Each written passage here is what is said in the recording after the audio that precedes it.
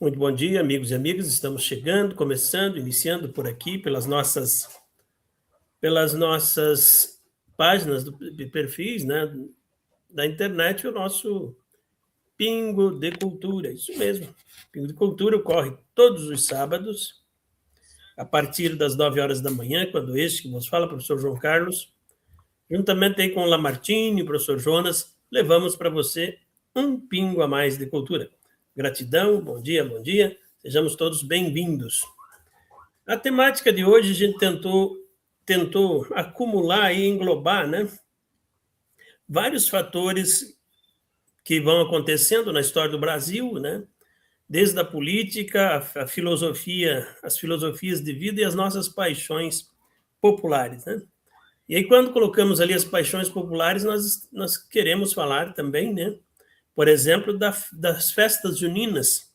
Hoje tem festas juninas aqui na Serra, em quase todos os municípios tem festa junina. Paralela à festa junina, está acontecendo o maior evento esportivo do planeta, que é a Copa do Mundo, né? Então está aí a Copa do Mundo, que já é uma das paixões também nossa. O futebol é uma paixão brasileira e a Copa do Mundo, logicamente, seria o ápice, assim, do nosso do nosso legado da cultura popular brasileira, o futebol. Então, queremos falar um pouco disso. Mas também a gente sabe que essas coisas todas, elas não acontecem aleatoriamente, né? E os fatos não ocorrem por acaso. Há sempre uma inter-relação entre o que é feito, do jeito que é feito, e os resultados que se espera encontrar, né? Então, assim, falando desse jeito, desta forma, passo a palavra, então, para o Lamartine começar a sua conversa. Lamartine, bom dia. Ô, João, bom dia para você. Um abraço às pessoas que nos visualizam, as pessoas que interagem conosco aqui nesse momento da nossa prosa. É muito bom estar aqui. Hoje o Cerrito está completamente coberto pela neblina. Você olha ao redor assim, está tudo enfumaçado ou esfumaçado, como dizem. Ô, João, é claro que o processo de transição da humanidade, ele desfaz e refaz sentidos. E moralmente agora, nesse momento em que o mundo se tornou instantâneo, né? Hoje as palavras mais usadas é não tenho tempo e estou muito apressado. Então parece que os sentidos de umbicalidade com os símbolos que permitem a nossa existência, gradativamente eles vão desaparecendo ou ganham outras corporeidades, outras imagens, outras estéticas. É dessa maneira que nós estamos sendo regidos. Não é só uma questão política, ideológica, tecnológica, mas é também uma relação psicoemocional. E, nesse sentido, constroem-se coisas que se tornam valores. Não nascem como antigamente, que a maturação de um processo, de uma festa, de uma dança, primeiro ela já existia e é uma descoberta pelos centros urbanos. Você pega, vou dar um exemplo do estado de São Paulo, você descobre a música rural brasileira no ritmo caipira no interior do estado de São Paulo e em 1914, o Cornélio Procópio, que era um antropólogo e pesquisador, o traz para São Paulo e transforma num grande espetáculo, porque, como antropólogo, ele descobre que o eixo cultural de São Paulo está mudando. Existe uma imensa migração do interior para São Paulo. Então, você tem que trazer junto as manifestações sociais que regem o tempo daquelas pessoas, porque as manifestações sociais são elementos que marcam a regência da nossa vida. Carnaval, futebol, festa junina. Claro que cada um com as suas características, com as identidades do seu tempo. Você não tem uma festa junina como você tinha, por exemplo, até uma parte dos anos 70. Houve uma transformação muito grande e elementos modernos, tecnológicos, eles envolveram. A mesma coisa o futebol. O futebol que nós acompanhamos pelas transmissões via rádio não existe. Na verdade, nunca existiu, mas em nós foi somatizado. E nós o incorporamos. Então, as manifestações culturais, que pese as circunstâncias históricas, elas fazem parte da nossa vida. Estejamos participando ou não participando, de alguma maneira, nós estamos impregnados dela, estamos presos a ela. Por exemplo, a festa de São Pedro do Cerrito. A festa de São Pedro do Cerrito, na verdade, é um grande bingão aberto. Né? Vamos dizer hoje, é uma Betis Pedrina, porque você tem um sorteio, uma Betis Pedrina. Então, mas a cidade toda para ver. Não que a cidade toda vá jogar, mas a mobilidade do entorno, das cidades do entorno, atrai 8, 9, 10 mil pessoas, 11 mil pessoas aqui para o Cerrito. Não é que as pessoas vêm participar de uma festa tradicional de junho, que é a festa de São Pedro. Não é isso. Porque passou Santo Antônio e ninguém se preocupou com Santo Antônio, ninguém quer casar mais. Não tem problema. Nós estamos chegando São João. Pouco vamos ter de São João. Vamos falar de São Pedro e da festa junina. De São João fala-se muito no Nordeste, que inicia essa semana as maiores festas chamadas festas juninas do Brasil, que é de Caruaru e é de João Pessoa. Uma no Pernambuco e outra na Paraíba. Enfim, são circunstâncias que nos movem, assim como temos as festas do Sul, assim como temos as festas de São Paulo, de Minas Gerais, do Centro-Oeste brasileiro. Então, essa característica simbólica dos acontecimentos, de alguma maneira, contam uma história, mostram uma imagem de um tempo. Mostra, porque é o espaço onde as pessoas se apresentam com as suas realidades, modo de se vestir, modo de conversar, trejeitos de caminhar, o tipo de música que ouve, enfim, tudo isso tem um caráter simbólico. Não se trata de você concordar ou discordar, condenar ou absolver, não é? São experiências que, de alguma maneira, todo ser humano se envolve com ela. Por exemplo, eu acho que, com a separação do Estado brasileiro na proclamação da República de 89, eu, no meu sentido laico, e também no meu lado confessional, eu nunca gostei desses feriados religiosos. Mas ele faz parte. Eu cresci dentro de uma Sexta-feira Santa, eu cresci dentro de um Corpus Christi, eu cresci dentro de um Natal, eu cresci dentro de todas as festividades religiosas. Não se trata agora com a experiência do estudo, da academia, toda essa experiência vivida, não me importa se eu concordo ou discordo mais, ela está na minha vida. E essa coisa foi encarnada, eu não posso descolar. Então, a simbolidade, ela é muito importante na vida. Há pessoas que, nossa, vai ter Copa do Mundo, vamos fechar o comércio, vai ter Jogo do Brasil, vamos fechar, não vamos trabalhar, vai ter Jogo do Brasil, não vai ter aula. Isso daí já é uma coisa retroprogramada de muito tempo, que naquele dia se liga um botão que fala, clique, hoje tem. Quando aquele botão hoje tem, para tudo. Entenderam? Então, é essa reflexão que nós temos que fazer. Eu gosto muito de estudar isso. Talvez, politicamente, no meu conceito ideológico, não pesa muito, mas antropologicamente e somaticamente tem um peso muito grande, João. É isso, para começar a nossa conversa. E o Jonas chegou aí, um abraço para o Jonas, bom dia. O Jair também chegou, tenha um bom dia, Jair, obrigado pela presença. Caminhemos sempre. Muito bem, então, professor Jonas, seja bem-vindo. Só queria colocar aqui para você mais ou menos qual que é a ideia, né, dentro dessa temática nossa, tentando somatizar aí as intenções de fala do Lamartine e as suas falas também, né? Nós colocamos o tema ali, que é um tema bastante genérico, que é o Brasil e as paixões nacionais, né? Então, o Brasil e as paixões nacionais, como descrever isso? O Lamartine vem tentando fazer uma contextualização dessas paixões nacionais, né?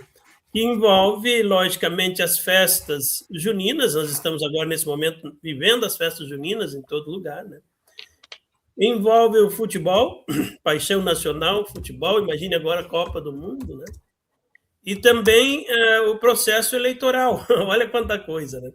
O processo eleitoral que também envolve uma paixão nacional. E, logicamente, eu falava aqui no início, que essas questões todas, Jair, elas têm interesses, né?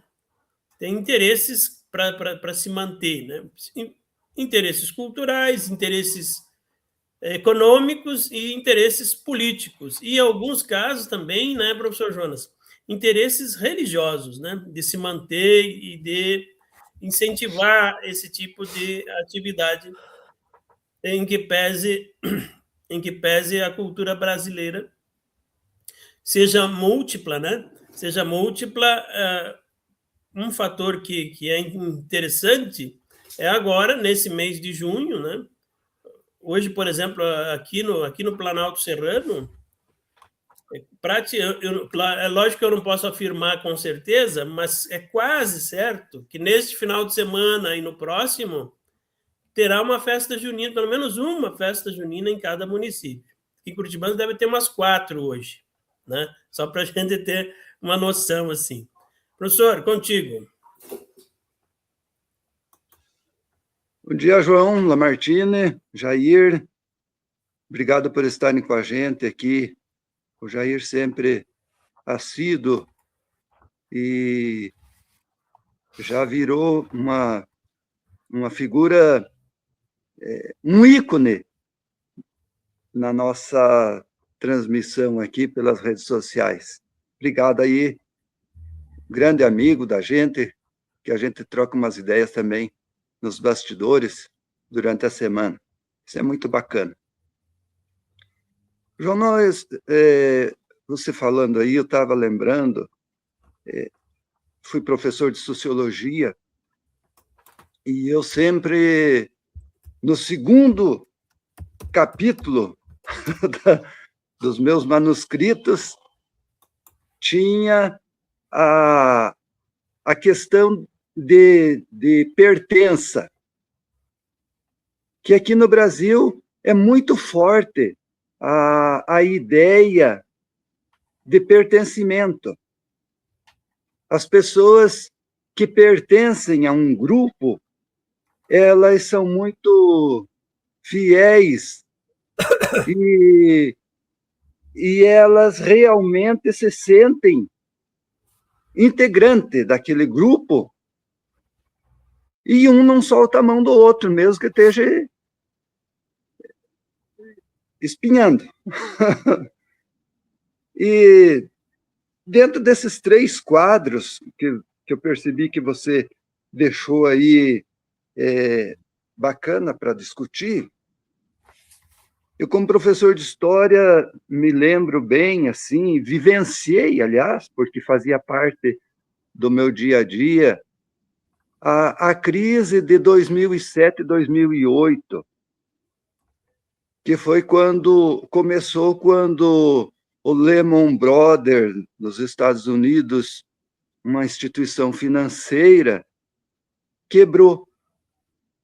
E houve um efeito dominó.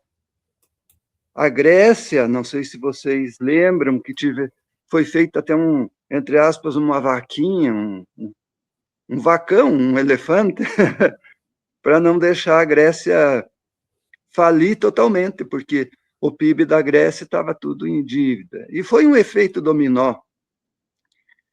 E eu lembro muito bem, Lamartine, até onde é que estava a minha televisão, quando o Lula fez um pronunciamento e disse que não era para se preocupar, que aquilo era uma marolinha que ia passar. Eu assisti e, como professor, eu confesso que deu uma balançada na minha cabeça, João, o que esse cara está querendo dizer? Mas eu já tinha visto muito feito até ali do governo Lula.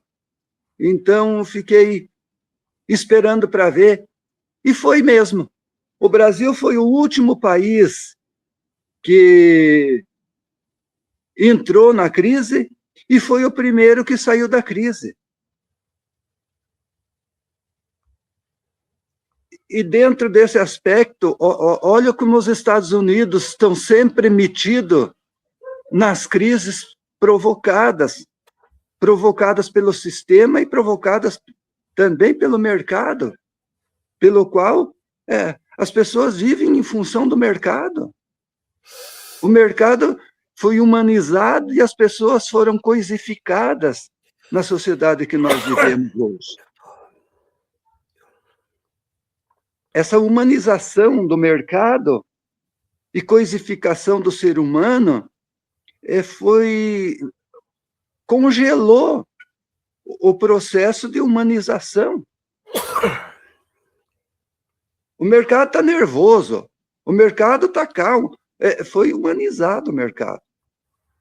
E o ser humano foi crucificado. Eu conversava com o Lamartine e a Rita numa oportunidade dessas, e eu dizia que nós não ficamos para dormir 8 horas por noite. Essa é mentira. Nós ficamos para dormir a hora que quisesse, a hora que dá sono. E falei aqui também na live que as pessoas antigamente elas dormiam, acordavam, conversavam, rezavam, amavam. Não tinha essa de ter que ser congelado, dormir de tal horário até horário, levantar tal horário e tal. Nós vivemos, então, um momento de coisificação do ser humano. E agora também nós entramos numa crise, não sem precedente, mas uma crise séria, foi a crise do petróleo agora, que ameaçava, com o fechamento do Estreito de Hormuz, ameaçava uma inflação incalculável. E o mesmo presidente que em 2008 disse que era uma marolinha, também fez, como diz o ditado, das tripas corações, com subsídio, com conversa, com diálogo, com gestos de boa vontade e muita luz, porque nós temos uma oposição que é uma podridão escura, então precisa muita luz para poder enxergar um pouco à frente, nessa neblina, entre aspas, conseguiu fazer com que nós entrássemos nessa crise mais leve, não tivemos inflação, se você for ver, não chegou 0,5% de inflação. Nós temos e eu digo isso com bastante propriedade, porque eu tenho mercado aqui, Lamartine, eu sei quando tem inflação e quando não tem. Então, eu penso que nós conseguimos entrar num processo de evolução mercadológica e, consequentemente, a qualidade de vida dos concidadãos não desmereceu por causa de uma loucura, que eu falo daqui um pouco, que foi esse ataque burro e desnecessário ao Irã, feito por o governo dos Estados Unidos em comunhão com Israel, por interesses mais de Israel e por mais burrice do Trump do que outra coisa. Então, dentro desse aspecto, João, eu penso que está dentro desse um desses quadros que você aponta aí como pauta. Devolva aí. Muito bem, professor Jonas vem trazendo aí uma reflexão, uma análise, né? Bem sucinta aí da política internacional, da economia internacional e de como que isso impacta aqui no Brasil, que é uma das questões que o brasileiro precisa aprender. E o brasileiro gosta muito de política, de falar de política, mas ele não, eu brinco sempre, ele não liga o tico e o teco, de como que isso impacta na nossa vida. Nada é sem consequência, tudo tem uma consequência, e às vezes a consequência é no nosso bolso, e às vezes essa consequência ela dura anos para ser superada, né? Então a gente tem que tomar cuidado com relação a isso. Fazendo aqui uma observação rápida, e é lógico que depois isso aqui merece um cuidado e uma atenção, um estudo melhor, né? Mas quando Rússia declara guerra à Ucrânia, ele tinha uma explicação, uma justificativa. Não que a justificativa, vamos dizer assim, desse razão à guerra, não. Mas tinha uma justificativa que era geopolítica e que era de prevenção, contra a própria OTAN. Essa era a questão, que estava ali, que não se acertaram, não chegaram a um acordo, e aí a guerra acabou acontecendo. Mas agora o Jonas traz assim a guerra provocada pelos Estados Unidos. Tem gente que diz, não, os Estados Unidos só foi de bobo. Não, a guerra provocada pelos Estados Unidos. Aí no Irã, envolvendo o Irã, a região do Iraque, e envolveu ali todos aqueles países que têm petróleo. Olha só que coisa interessante. Aqueles países que estão direto ou indiretamente relacionados a petróleo. Vamos dizer assim, o Estado judeu ali, né?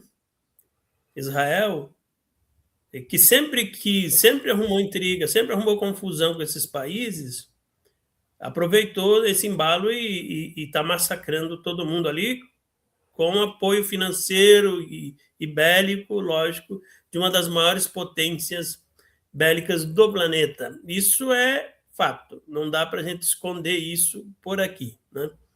Então, quando a gente vai nessa linha, nós estamos falando de uma paixão brasileira, que é a questão política. Mas eu queria também, né, ressaltar aqui a questão festiva, da beleza, do encantamento, que é, por exemplo, as festas juninas. Hoje ainda já recebi uns 2 convites aqui. João, vai participar da festa? Vai participar da festa? Já arrumou o chapéu e tal, né?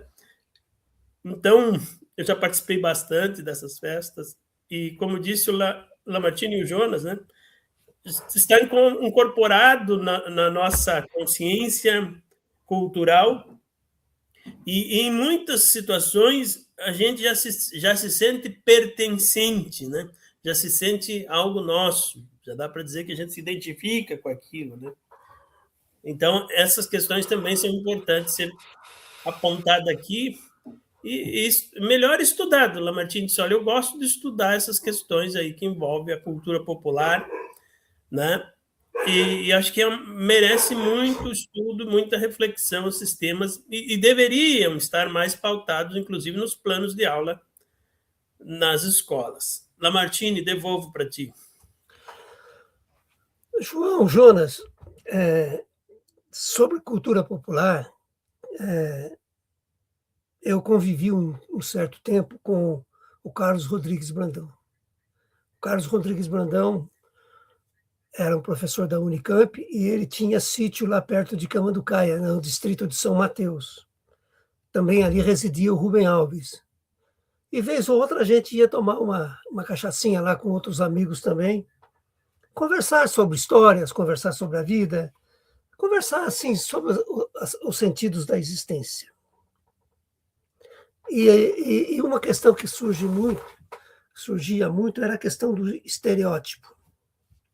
Em 1912, o Cândido Fontoura, que é um médico que nasceu em Bragança Paulista, trabalhou em São Paulo, fez a sua vida toda em São Paulo, ele criou o Biotônico Fontoura. Diante de toda aquela situação que viam as crianças com vermes, pessoas fracas, sem vontade de trabalhar, cansadas, sem disposição para nada, ele criou um elixir mágico, uma poção encantada, foi o Biotônico Fontoura. E para vender o Biotônico Fontoura, ele criou um personagem, o Jeca Tatu. O Jeca Tatu virou sinônimo do caipira. Sujeito vagabundo, preguiçoso, doente, que anda com um raminho de mato de capim na boca e com a enxadinha nas costas, com uma matulinha. Esse é o estereótipo do caipira. E esse estereótipo do caipira, ele foi levado para a música rural, a música caipira. O estereótipo do caipira foi para a música caipira. A música caipira é uma música rural do estado de São Paulo, porque nem toda a música rural é caipira. No Rio Grande do Sul, a música não é caipira. Não tem a cultura caipira no Rio Grande do Sul. No Nordeste você não tem. No Mato Grosso você não tem. São frações de São Paulo, do norte do Paraná e parte do Sudeste, reunindo Rio de Janeiro e um pedaço de Minas Gerais. Essas são frações caipiras, identificadas diretamente como personagens chamados caipiras, que é uma coletânea de sujeitos formada por índios, negros e portugueses. E ali nasceu uma regionalidade toda interessante. E foi estereotipada, tanto na forma de cantar na música chamada moda de viola, catira, cateretê, toadas, etc. E virou um personagem que depois começou a aparecer a partir de Mário Zan, na década de 50, nas chamadas quadrilhas juninas, porque até então não existiam. As quadrilhas juninas, que começaram a surgir no Brasil no final da década de 40 e se fortaleceu na década de 50 e parte de 60, até um pouco de 70, elas são uma reprodução das danças do celeiro dos Estados Unidos, de alguns estados dos Estados Unidos. É uma readaptação, porque a cultura tem esse problema, né, de ela sempre reagrupar em outros sentidos e trazer para dentro de si. Então, a dança da quadrilha no Brasil é uma reprodução de um modelo que já existia há mais de um século nos Estados Unidos, quase 2 séculos. Enfim, é o espírito da cultura, sempre uma incorporando a outra, mas é sempre o mais fraco que incorpora o maior. Nunca o mais fraco consegue incorporar o maior. Na mente das pessoas, na forma com que são somatizadas. E isso virou moda. E transcendeu e se tornou a forma de se vestir e virou o estereótipo negativo, porque se vestir de caipira, hoje nas festas juninas, se vestir de simplão, de simples, mas eu sou caipira. A minha formação é caipira, eu sou um caipira. Na acepção da palavra, porque a região minha é caipira, é uma identidade social, não um estereótipo que se manifesta periodicamente. Essa é a diferença. Tem os estereótipos que se manifestam em alguns momentos e tem o sujeito real do dia a dia. E o caipira é um sujeito real do dia a dia da região de onde eu venho, no estado de São Paulo. E de parte do norte do Paraná. E aqui o caipira passou a ser chamado de biriba, aqui em Santa Catarina. Os biribas, né, que se instalaram por aqui. Então, se a gente não entender isso aí, a gente não entende a formação, né, como diz o Darcy Ribeiro, se a gente não conhecer a formação do povo brasileiro, a gente não conhece a formação do Brasil, a Constituição do Brasil. E isso é um apanhado de valores, contravalores, que se tornam simbólicos e referências na existência das pessoas. Quem não vai no cemitério, ou quantos ainda vão aos cemitérios no Dia dos Mortos? Que tem uma dívida e precisa ir lá, como se tivesse, me perdoa porque eu fiquei faltando com isso, com você e tal, estou acendendo uma vela para a sua alma. Esse estereótipo não é uma coisa ruim. não é algo mau. A antropologia e a ciência humana não trata isso como objeto negativo. Trata de manifestação culto-emocional. A comunhão da cultura e da emoção, que todos nós carregamos algo de alguma maneira. Então, nesse sentido, eu posso discordar, mas eu não posso negar a manifestação cultural. Você também falou a questão política. O brasileiro não discute política, porque política não se discute, você vive-a. Só que o cara só discute política, a terminologia política, ele coloca num ensaio de um diálogo quando ele está ganhando, quando ele está levando vantagem. Ele não compreende que a construção política é a construção da existência. Sem política eu não existo. Porque para mim existir eu preciso cuidar de algo, eu preciso me aproximar de algo, eu preciso administrar algo, eu preciso que algo me pertença.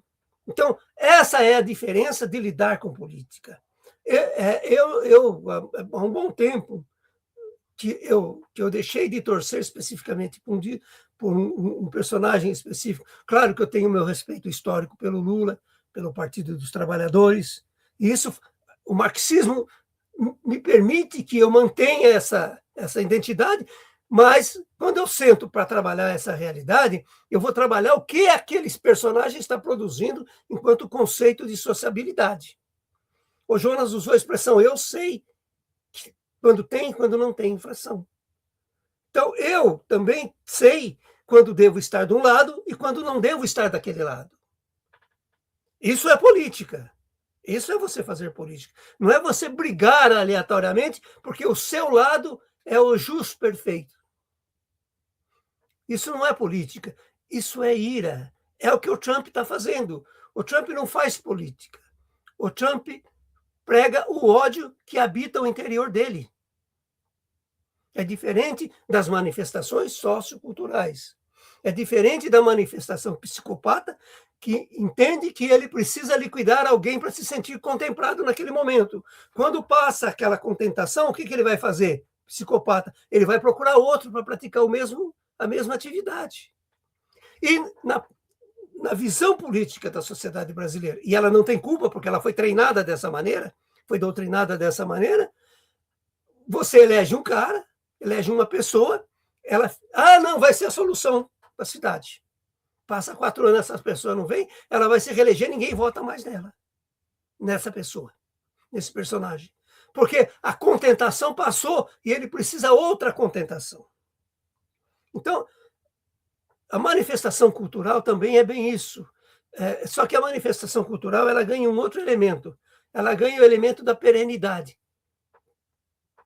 Acompanha os princípios do desenvolvimento produtivo, social e cultural. Você pega a Revolução Industrial e veja quanto ela interferiu no nosso comportamento. Já pensou se nós não tivéssemos a televisão, nós não tivéssemos o rádio, depois a televisão e toda essa série de diversidade? Os nossos sentidos não nascem mais aonde nós existimos. Eles nascem na imagem que é propagada. Essa é uma outra grande diferença que se faz. Não é mais uma nascência localizada, como foi há décadas atrás, até décadas atrás. Ela é uma imagem já produzida que para ser acoplada. Né? Você veja, o cidadão se veste de tal maneira, corta o cabelo de tal maneira, se apresenta de tal maneira, fala de determinada maneira, mas não como ele na realidade, mas como um artífice de uma produção que a gente chama de produção cultural, desenvolvida hoje, primeiro pela imagem da televisão e agora pelo algoritmo, porque a imagem que é importante hoje também amanhã não existe mais. Então, João, essa manifestação cultural é importante a gente entender ela e a gente trabalhar sem preconceito e sem juízo, porque eu não posso condenar um coitado, um infeliz, que ele é abduzido pelo algoritmo, pela mensagem de violência do WhatsApp, dessas coisas todas que são propagadas. Porque, no fundo, o sujeito não é mau, mas a mente dele é organizada para agir daquela maneira. As pregações religiosas trabalham muito bem isso. Essa questão do bem e do mal, da verdade e da mentira. É isso, João.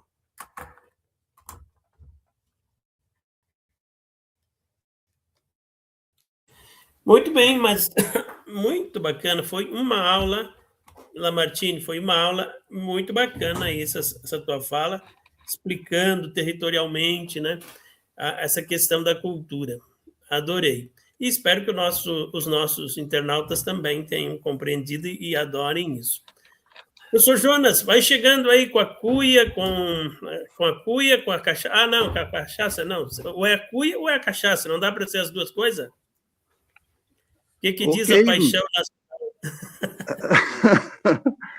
Isso é muito bacana, não? O chimarrãozinho para iniciar a conversa, isso aí faz parte da cultura e da tradição, dos costumes e da boa vizinhança. E dentro desse aspecto, não dá para a gente vivenciar a política se a gente não discutir. Tem que discutir, a política é discutível, e foi numa discussão política que aqui na nossa live eu dizia, alguns dias atrás aí, que os Estados Unidos estão a 1,27 pelas quais as grandes potências do mundo, historicamente, deixaram de ser protagonistas. Conforme eu já comentei, na crise de 2007 e 2008, os Estados Unidos já estavam metidos. E agora, essa nova crise aí, provocada por um conselho do governo de Israel que estava interessado geopoliticamente e convenceu que seria muito fácil os Estados Unidos, juntamente com Israel, destruírem o governo dos Ayatollah e acabar com o Irã e tomarem conta daquele território. E o Trump, sem consultar ninguém, achou que era muito simples. Hoje eu quero comentar, falando desse pontapé inicial aqui, João, para comentar que era hoje que ia ser discutido o acordo de paz entre o vice do Trump, o Vance, e o Irã. E o Vance já não foi para a discussão, porque o Irã disse que não vai discutir enquanto não parar os ataques no Líbano. Então, quem é que saiu mais fortalecido com essa bobagem do Trump? Segundo pesquisas, a metade dos mísseis norte-americanos eles gastaram por essa bobagem. O Irã mostrou para o mundo quem é que manda. O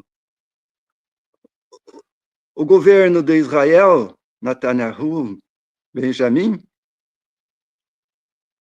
ele não conseguiu fortalecer a sua hegemonia no Oriente, conforme ele queria. Já está sendo até ameaçado pelo Trump, que disse que se ele não parar com essa guerra no Líbano, o próprio Trump vai lutar contra o reino de Israel, porque ele precisa ganhar a eleição, o Trump precisa ganhar a eleição,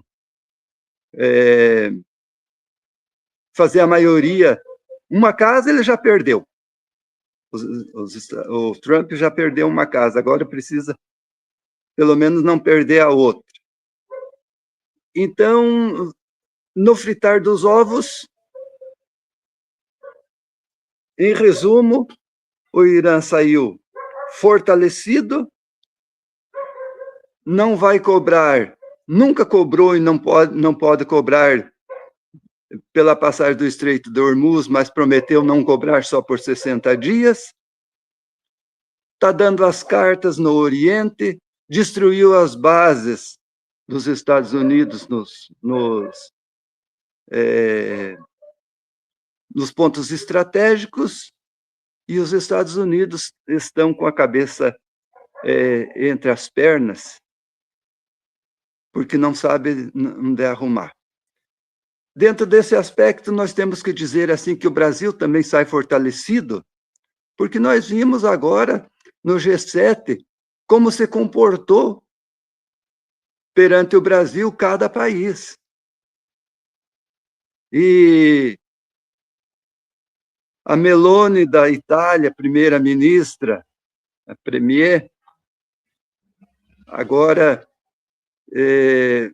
saiu uma notícia que o Trump, numa entrevista, disse que ela implorou. Veja como ele é arrogante, que ela implorou para tirar uma foto com ele. E ele quase implorou também para tirar uma foto com o Lula. E o Lula fez a parte dele, não indo lamber bota, que nem nós temos aqui uma extrema-direita acostumada a fazer. O Fernando Henrique já fazia isso, vocês dois sabem, o Jair sabe também que o Fernando Henrique vivia lambendo bota nos Estados Unidos para conseguir empréstimo do FMI. Aliás, foi o último empréstimo que o FMI fez para o Brasil, foi no governo do FHC, que o Lula foi lá depois e pagou e ainda emprestou dinheiro para o FMI.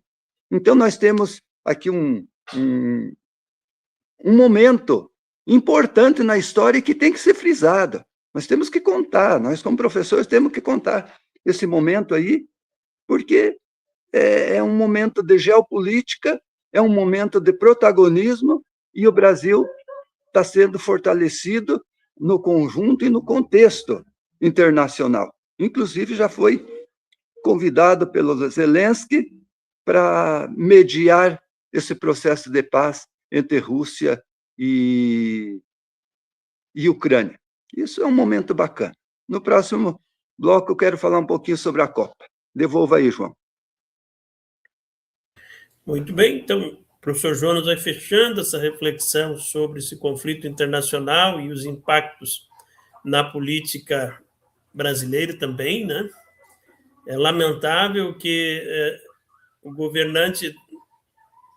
nosso governante tenha que, vamos dizer assim, se defender de amigo histórico, amigo, quer dizer, de parceiro comercial, não é amigo, né? Amigo é muito, forçar uma barra, mas de um dos mais importantes parceiros comercial e político da América, né? É lamentável ter que ficar se defendendo, né? Muito triste isso. Lamartine, agora para encerrar, acho que não volta mais para ti, você faz a sua conclusão aí, o Jonas fecha ali daí, tá bom? Vamos concluir, João. Bom, se hoje eu quero fazer um adendo, peço um parêntese. Ontem fez 44 anos da ordenação a sacerdote agostiniano do padre Robert Prevost, ou agora Leão XIV. Como agostiniano, eu não podia deixar passar essa data. 44 anos de ordenação sacerdotal de Robert Prevost, hoje o Papa Leão XIV. E nós, agostinianos, estamos muito honrados com o papel que ele vem exercendo na mediação socio-religiosa e cultural e política do planeta. As manifestações deles têm sido de suma importância para compreender como se joga o jogo do poder e como você precisa desfazer esse jogo. Reconstruir outra forma de jogar os sentidos existenciais, trabalhar com os sentidos existenciais. Outra coisa que nós estamos falando em cultura, e é importante isso, eu terminava falando que hoje você não nasce a experiência na localidade, ela é construída artificialmente.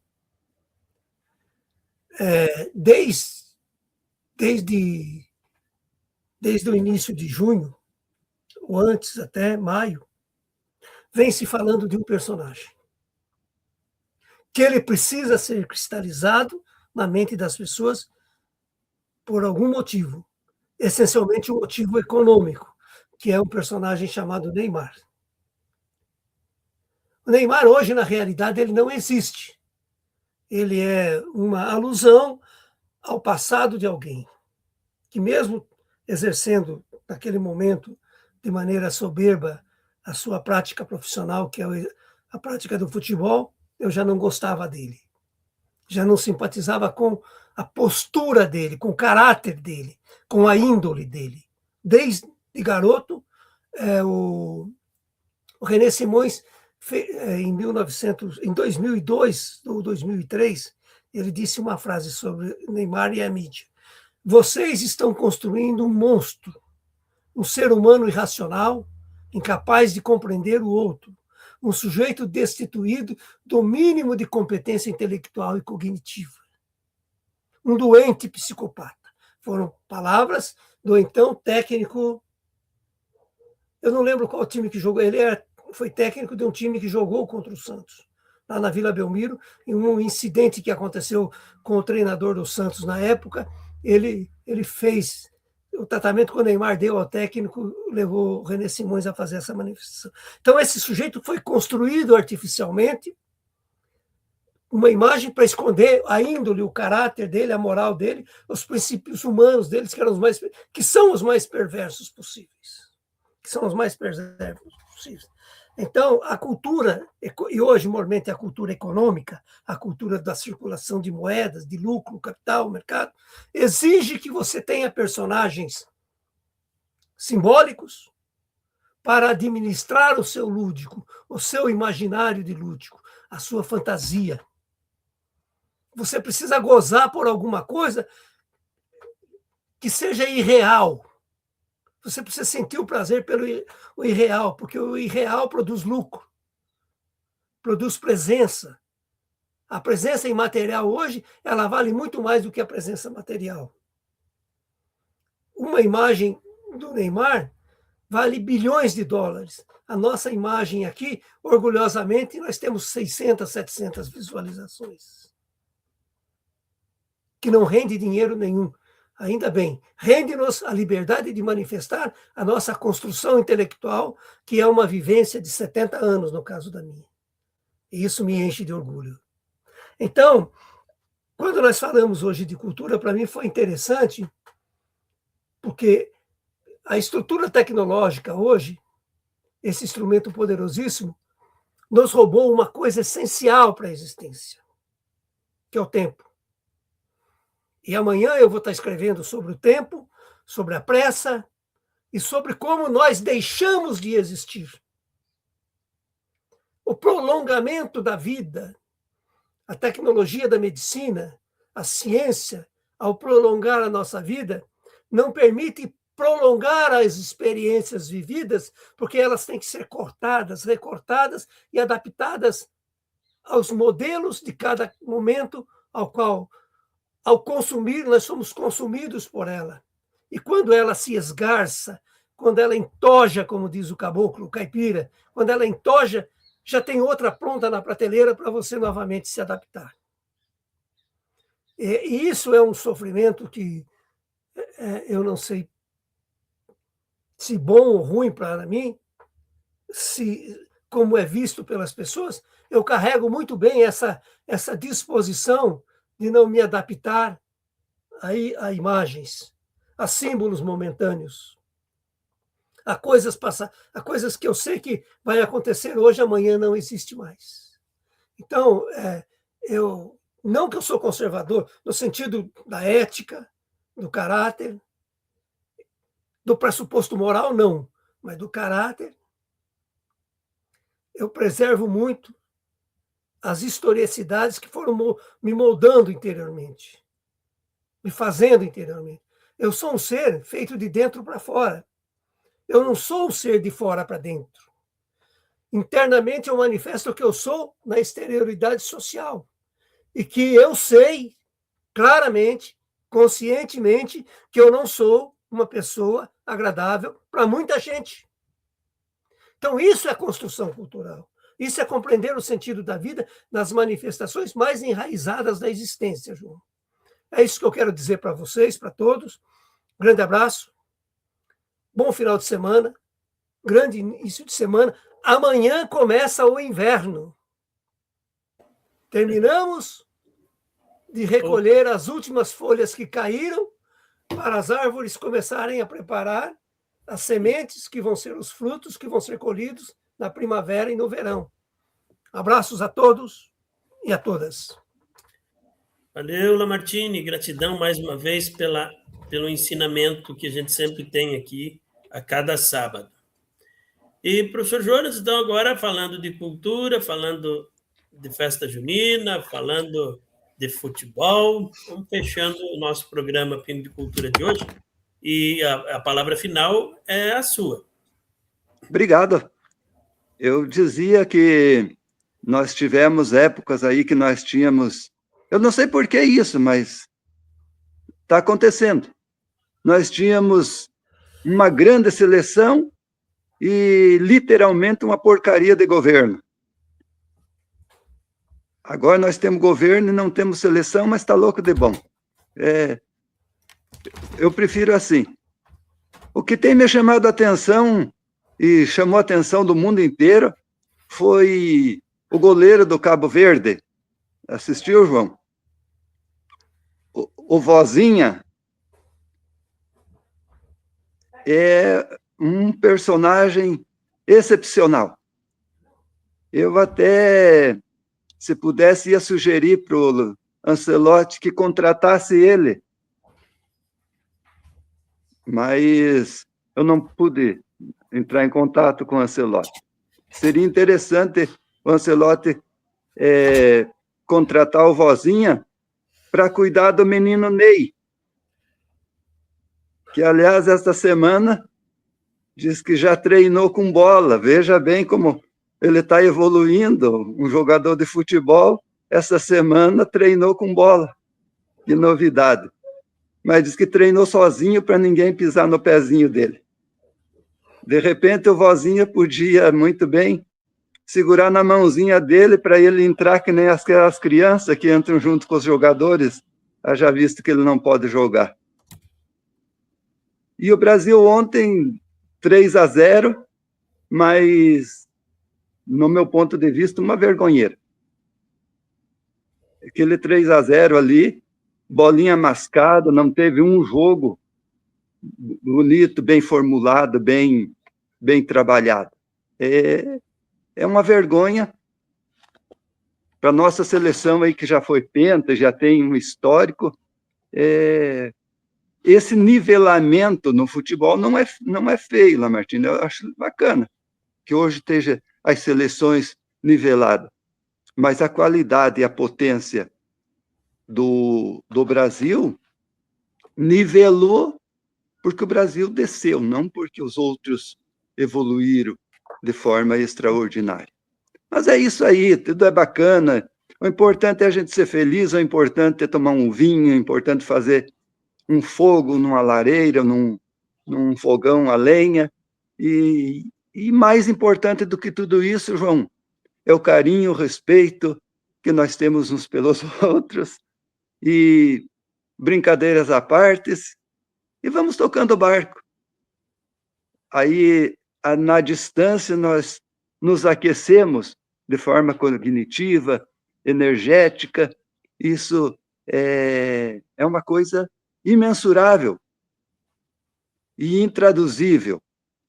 Então, um grande abraço para todos aí, para tua família, João, família Lamartine aí, o Jair, que sempre nos acompanha aí. Obrigado, Jair, de coração, por a amizade aí, acima de tudo, a amizade que você faz com a gente. E quando subir para cá, se ainda tiver pinhão, nós assamos aqui para você experimentar um pinhãozinho na chapa. E se não tiver, nós contamos uma história e tomamos um chimarrão. Um grande abraço a todos aí e bom final de semana. E vamos ver quarta-feira como é que dá. O bicho vai pegar. E fica a ideia aí do Vozinha. Aqui começou a chuva agora.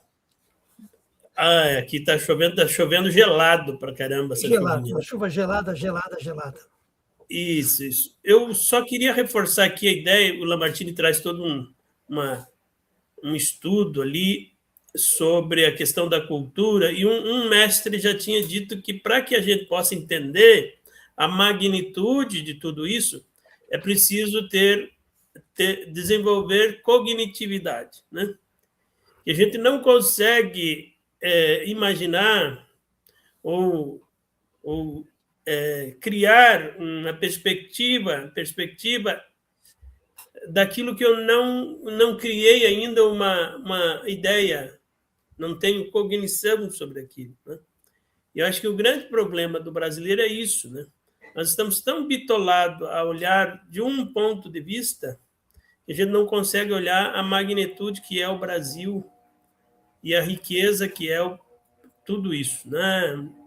Então, eu me despeço por aqui. Também agradeço mais uma vez o professor Jonas Lamartine pela oportunidade, né, de trocar ideia, trocar experiência com essa galera aqui, né?